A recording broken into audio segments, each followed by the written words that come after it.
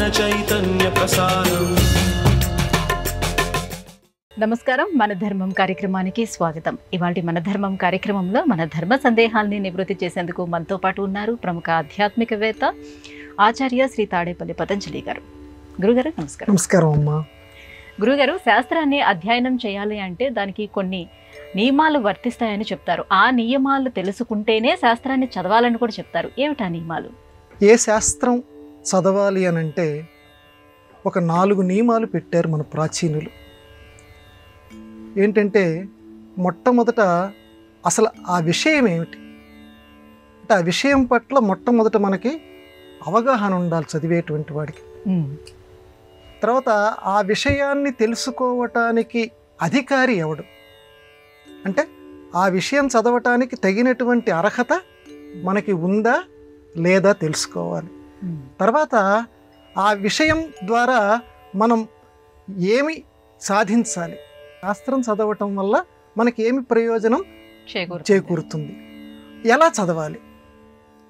ఈ 4 అనుబంధ చతుష్టయము అని అంటారు.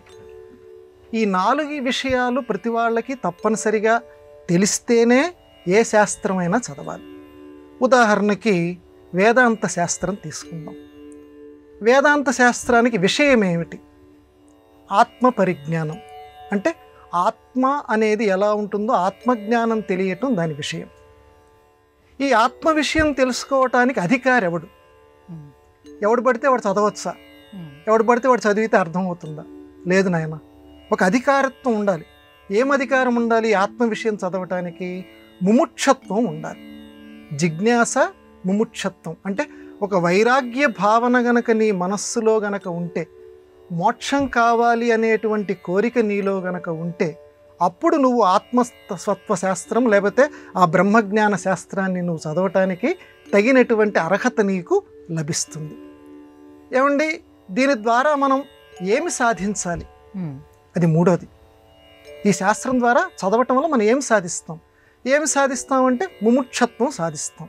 అంటే మళ్ళీ పుట్టుక లేనటువంటి తనాన్ని సాధిస్తాం. కాబట్టి అటువంటి గొప్పతనాన్ని ఈ శాస్త్రం ఇస్తోందన్న విషయం తెలుసుకుంటేనే ఆ శాస్త్రం చదవాలి. అయితే దీన్ని చదివినటువంటి దాన్ని మనకి ప్రయోజనకరంగా ఎలా మలుచుకోవాలి అనంటే శ్రవణ మననాదుల ద్వారా శాస్త్రం యొక్క ప్రయోజనాన్ని మనం పొందాలి.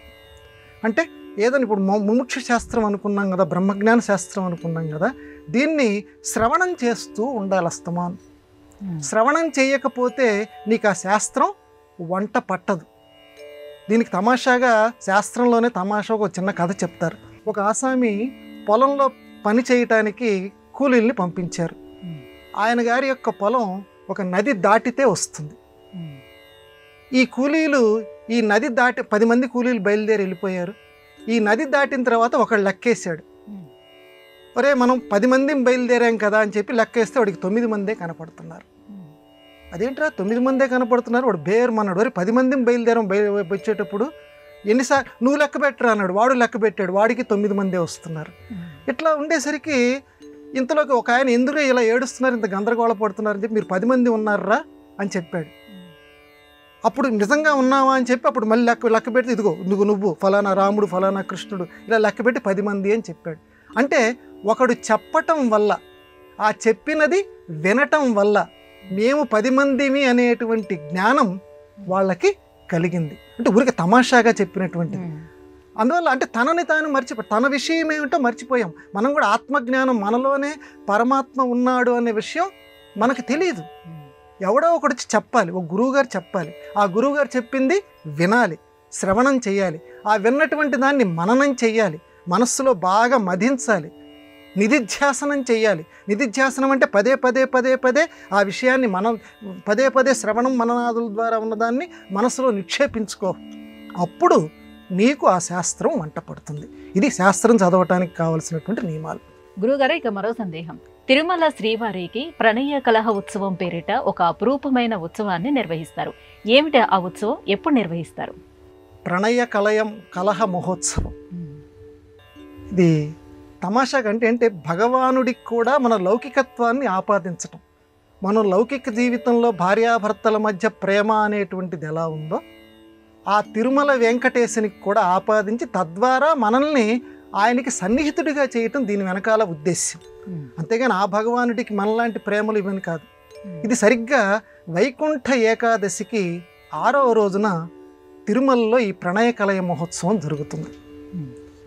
ఏం చేస్తారంటే అప్పుడు సరిగ్గా 2వ గంట నైవేద్యం, అంటే నైవేద్య గంటలని 3 ఉంటాయమ్మ తిరుమలలో స్వామివారికి నైవేద్యాలు.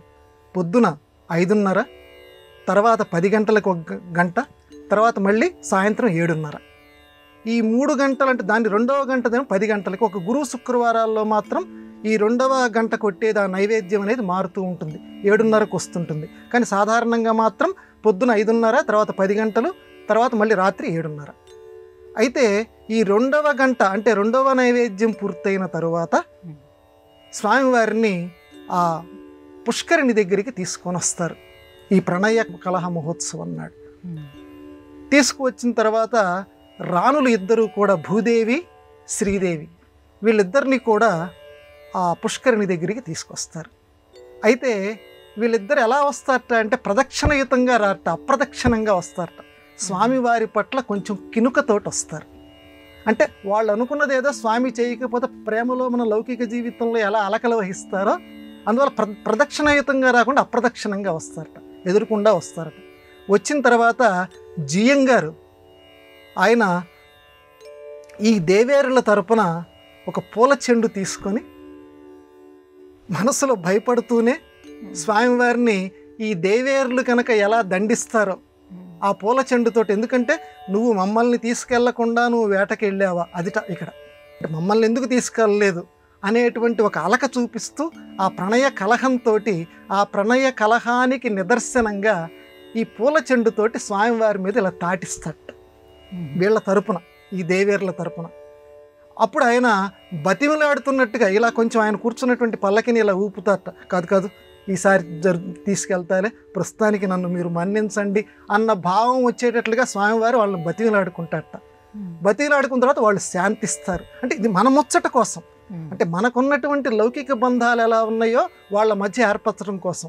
అప్పుడు ఎదురుకుండా ఉన్నటువంటి ఆ శ్రీదేవి భూదేవుల్ని మళ్ళీ స్వామివారి పక్కకి తీసుకొని వస్తారు. అప్పటికి వాళ్ళ అలక తీరిపోతుంది. తర్వాత యథాప్రకారంగా మళ్ళీ స్వామివారి మూల విరాట్ ఉన్నటువంటి ఆ గర్భాలయంలోకి తీసుకొని వెళతారు.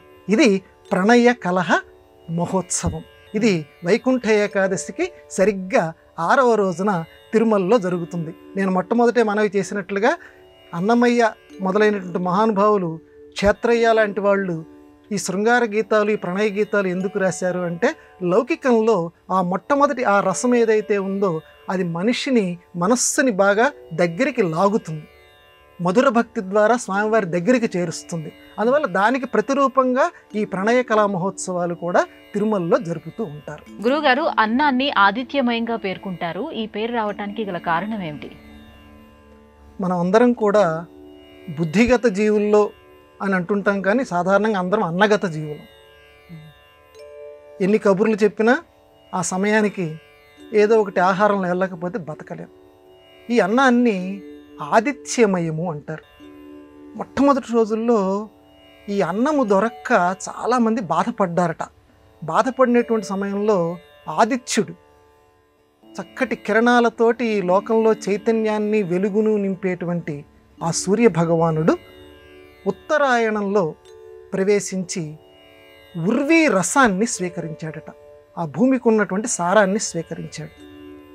దక్షిణాయనంలో ప్రవేశించి ఓషధుల్ని స్వీకరించాడట. తర్వాత రాత్రిపూట చంద్రుడి యొక్క అమృత కిరణాలని ఈ ఓషధులతో కలిపాడు. అందులో నుంచి అన్నం పుట్టింది. ఇది మన వేదం చెబుతున్నటువంటి ప్రకారం. అందులో నుంచి మనం ఇప్పుడు ఏదైతే మన ఒంటికి శక్తినిస్తుందో, అన్నం అయితే ఉందో అది అలా పుట్టింది. అన్నాద్భవంతి భూతాన్ని, ఆ అన్నం నుంచి ఈ భూతజాలం అంతా కూడా జన్మించింది అని పెద్దవాళ్ళు చెప్తారు. అందువల్ల ఆ ఆదిత్యమయం, ఆదిత్యుడితోటి కూడుకొని ఉన్నది కాబట్టి అన్నాన్ని ఆదిత్యమయం అంటే సూర్యుడి ద్వారా ఏర్పడింది. దీనికి నిదర్శనం ఏంటండి? ఎందుకంటే మనకి భారతంలో దీన్ని స్పష్టంగా మనకి ఒక ఉదాహరణ చెప్పారు. ధర్మరాజు మొదలైనటువంటి వాళ్ళు జూదంలో ఓడిపోయిన తర్వాత అరణ్యవాసానికి వచ్చిన తర్వాత ఆయన్ని విడిచిపెట్టి ఉండలేక ఆ ఊళ్ళో ఉండేటువంటి జనాల్లో చాలామంది కూడా అరణ్యాలకు వచ్చేసారు. వచ్చినటువంటి వాళ్ళకి భోజనం పెట్టాలి. భోజనం ఎలా పెట్టాలి? ఎందుకంటే ఆయన ఇదివరకంటే రాజు కాబట్టి పెట్టేవాడు. ఇప్పుడు అరణ్యంలో వచ్చినప్పుడు భోజనం ఎలా లభిస్తుంది అంటే వాళ్ళ కుల పురోహితుడైనటువంటి ధౌమ్యుడు ఇదిగో ఈ ఆదిత్యమయమైనటువంటి అన్న ప్రస్తావన అక్కడ చేస్తాడు. నాయన ఇట్లా సూర్యుడు అన్నాన్ని సృష్టించాడు, అన్నానికి మూలకారకుడు కాబట్టి ఆయన్ను శరణు వేడు అని చెప్పి ఒక మంత్రాన్ని ఉపదేశిస్తాడు, సూర్య మంత్రాన్ని. ఆ సూర్య మంత్రాన్ని చక్కగా ఉపాసన చేసి ధర్మరాజు గారు అక్షయ పాత్రని సూర్య భగవాను నుంచి పొందుతాడు. ఆ అక్షయ పాత్ర ద్వారా ఎన్ని వందల మంది ఎన్ని వేల మంది భోజనం చేసినా అందులో నుంచి అన్నం వస్తూనే ఉంటుంది, కూరగాయలు వస్తూనే ఉంటాయి. అటువంటి గొప్ప అక్షయ పాత్ర అంటే వడ్డించటానికి చాలా పెద్దదైనటువంటి అక్షయ పాత్రని ఆ సూర్య భగవానుడి ద్వారా పొంది వచ్చినటువంటి వాళ్ళందరినీ తృప్తిపరుస్తాడు ధర్మం రాజు. అందువల్ల సూర్య భగవానుడికి సంబంధించింది అన్నము అనేటువంటి విషయాన్ని వేదవ్యాసుడు పంచమ వేదమైనటువంటి ఈ మహాభారతంలో మనకి ప్రతిపాదించాడు. అందుకే అన్నం ఆదిత్యమయము, ఆదిత్యునితోటి కూడుకున్నటువంటిది. అందుకే దాన్ని నమస్కారం చేసుకుంటూ మనం భోజనం చేయాలి. గురుగారు, ఇక మరో సందేహం. లలితా సహస్రనామం మనసుని చెరుకుగడతో పోల్చింది. ఇందులో ఉన్నటువంటి ఆంతర్యం ఏమిటి? మనోరూపేక్షు కోదండ అని లలితా సహస్రనామంలో అమ్మవారికి ఒక నామం. మనోరూప ఇక్షు కోదండ అంటే మనస్సు రూపంలో ఉన్నటువంటి చెరుకుగడను ధరించి ఉన్నటువంటి లలితాదేవి నీకు నేను నమస్కారం చేస్తున్నాను. మనస్సు అంటే మనందరికీ తెలుసు, సంకల్ప వికల్పాత్మకమైనటువంటిది మనస్సు. ఇది భ్రూమధ్యంలో ఉంటుందని శంకర భగవత్పాదుల వారు చెప్పారు. అందుకే మనం బొట్టు అక్కడ పెట్టుకుంటాం. అంటే బొట్టు అక్కడ పెట్టుకోవటం వల్ల ఏంటంటే ఒక నిగ్రహం మనకు ఏర్పడాలని, మనస్సు మన స్వాధీనంలో ఉండాలి, ఆజ్ఞాచక్రంలో ఉంటుందని చెప్పి అందువల్ల బొట్టు అక్కడ పెట్టుకుంటాము. భ్రూమధ్యే అని చెప్పి మనస్సు ఎక్కడ ఉంటుందో శంకర భగవత్పాదుల వారు కూడా చెప్పారు. ఇప్పుడు అమ్మవారు ఏం చేసిందట, మనస్సు రూపంలో ఉన్నటువంటి చెరుకు గడని తన దగ్గర పెట్టుకుంది. అంటే ఒరేయ్ నువ్వు నాకేసి చూడు, నీ మనస్సుని నేను పట్టుకొని ఉన్నాను, ఒక చెరుకు గడలాగా నేను ధరించి ఉన్నాను. అంటే నీ మనస్సు నా మీద గనక నువ్వు భక్తితో గనక ఉంటే నా స్వాధీనంలో ఉంటుంది. నువ్వు నన్ను సేవించనంత వరకు నీ మనస్సు నీ వల్ల కాదు, ఇష్టం వచ్చినట్టు పరిగెడుతుంది. కానీ నన్ను గనక సేవించావా, నీ మనస్సుని నాకు అర్పించావా, అప్పుడు నువ్వు ఎటువంటి విశృంఖలంగా ప్రవర్తించకుండా ఒక సక్రమ ఆధ్యాత్మిక పదంలో నడిచేటట్లుగా నేను చేస్తా. అందువల్ల మనోరూపేక్షు కోదండ. చెరుకు గడకి కణుపులు ఉంటాయి. ఆ కణుపుల దగ్గర తీపి ఉంటుంది, ఒక్కొక్క కణుపు దగ్గర తీపి మారుతూ ఉంటుంది. ఆ రకంగానే మన మనస్సు కూడా ఒక కోరిక దగ్గర తీపిని పొందుతుంది, మళ్ళీ ఇంకొక కోరిక దగ్గర అంటే ఒకటి పొందుతాం తీపి, ఆహా బాగుంది కోరిక నెరవేరింది కదా అనుకుంటాం. కానీ మళ్ళీ ఇంకొక కోరిక వైపు అర్రులు చాస్తూ ఉంటుంది మన మనస్సు. ఇంకొక కోరిక మళ్ళీ తీరిన తర్వాత మళ్ళీ ఇంకొక కోరిక. తీపిని ఎప్పుడూ మనం ఆస్వాదిస్తూ ఉంటుంది, అన్వేషిస్తూ ఉంటుంది మనస్సు. అందువల్ల మనస్సుని చెరుకు గడతో పోల్చారు. వాటికి కూడా కణుపులు ఉంటాయి. అందుకే మహాభారతాన్ని కూడా పర్వాలతోటి పోల్చారు. పర్వము అంటే అక్కడ కణుపు. అంటే ఒక పర్వం చదివిన తర్వాత తీపి పెరిగిపోయి మళ్ళీ ఇంకొక పర్వం చదవాలి, అందుకే దాన్ని పర్వము అని అంటారు. కాబట్టి ఆ మనస్సు అనేటువంటి చెరుకుగడ నా దగ్గరికి ఉంచని చెప్పి అమ్మవారు చెప్తూ ఇంకొక గొప్ప తత్వరహస్యాన్ని కూడా ఆవిష్కరించారు లలితా సహస్రనామ భాష్యంలో. ఏంటంటే చెరుకుగడలో రసం తక్కువ, పిప్పి ఎక్కువ. మన అందరికీ అనుభవంలో ఉన్నటువంటిది. ఆ ముక్కని మనం నములుతూ ఉంటే కొద్దిగానే వస్తుంది అందులో రసం, కానీ పిప్పి మాత్రం చాలా ఎక్కువగా ఉంటుంది. ఈ మనస్సు ఈ లౌకిక జీవితంలో ఇంతే. ఓ ఏదో ఉందనుకుంటాం, ఇంతకు మించి ఇంకోటి లేదని అనుకుంటాం, చాలా తృప్తి పడిపోతుంటాం. కానీ రసం తక్కువ ఈ జీవితంలో, పిప్పి ఎక్కువ. ఏదైతే చండాలమైనటువంటిదో అది ఎక్కువగా మన చుట్టూతా చేరిపోతూ ఉంటుంది ఈ కోరికని మనం ఆస్వాదించటంలో. ఆ విషయం కూడా మనకి తెలియచేయటానికి అమ్మ మనోరూపేక్షు కోదండ. కాబట్టి నీ మనస్సుని ఒక చెరుకుగడలాగా నేను ధరించి ఉన్నాను, కాబట్టి నా పాదాల దగ్గర నీ మనస్సుని పెట్టు. నేను ఎలా చెరుకుగడను ధరించి ఉన్నానో నిన్ను నేను అలా అనుగ్రహించి ఎప్పుడు ఆశీర్వదిస్తుంటాను, నీ మనస్సుని కట్టడి చేస్తాను అని చెప్పటానికి అమ్మవారికి అత్యద్భుతమైన నామాన్ని పెద్దలు చెప్పారు.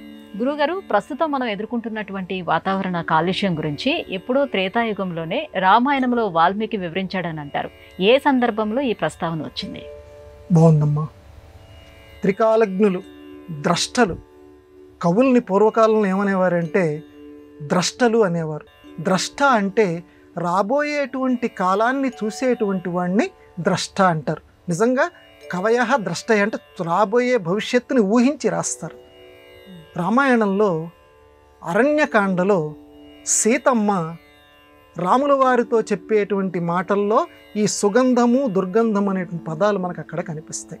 వాతావరణం ఎలా ఉంటుందో మామూలుగా రాముడు చెప్తాడు, నువ్వు అరణ్యాల్లోకి నువ్వు రాలేవు, నువ్వు సుకుమారివి, ఇలా ఇవన్నీ చెప్తూ ఉంటే సరే తగినటువంటి జవాబు సీతమ్మ మనకి అబ్బా ఇలా అందేమిట్రా అనిపిస్తుంది, కానీ తగినటువంటి జవాబు ఇస్తుంది. మా నాన్నగారు చెప్పారు, నువ్వు ఇప్పుడు వనవాసాలకి నిన్ను వెళ్ళమంటే నన్ను కూడా వెళ్ళమన్నట్టే, ఎందుకంటే మన ఇద్దరి మధ్య భేదం అటువంటిది ఏమీ లేదు. అదిగాక నేను చిన్నప్పటి నుంచి నా తల్లిదండ్రులు నాకు చెప్పారు అత్తగారింట్లో ఎలా మసలాలో. ఇది కూడా లౌకిక జీవితంలో అందరికీ పాఠం. అంటే బయటికి అడుగు పెట్టబోయేటువంటి ఆడపిల్ల ఎలా మసలాలో తల్లిదండ్రులు, ఆడపిల్లల్ని కన్నటువంటి తల్లిదండ్రులు చెప్పవలసినటువంటి బాధ్యత ఉన్నదని చెప్పడానికి సీతమ్మ నోటి ద్వారా వాల్మీకి ఆ మాట చెప్పించాడు. మా తల్లిదండ్రులు అత్తగారింట్లో ఎలా మసలాలో చెప్పారు, కాబట్టి ప్రత్యేకంగా ఇప్పుడు నేను ఎలా మసలాలో ఇంకొకరు నాకు చెప్పనవసరం లేదు. చూడండి అటువంటి మాట ఉంది ఆవిడ. కాబట్టి నేను నీ వెంట వస్తాను. ఇక్కడ చెప్తూ రస్యే సహ వీరే వనగంధిషు అని మాట ఉంటుంది.